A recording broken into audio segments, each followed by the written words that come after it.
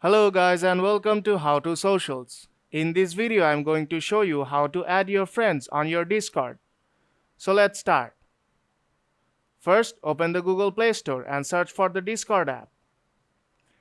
This app is completely free, so download it right now and open the app.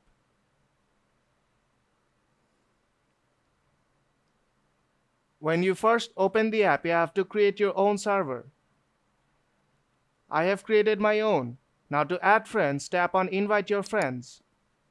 And here you'll see a link. To customize the link, tap on the settings icon. You can add a channel, determine the expired duration,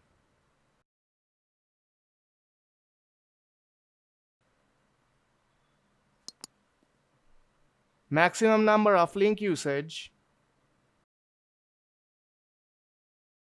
as well as you can also grant temporary memberships. Now tap on Create Link.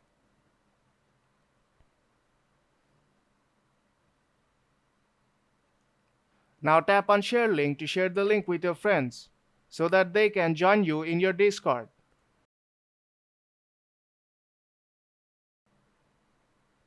You can share the link through various social media streams.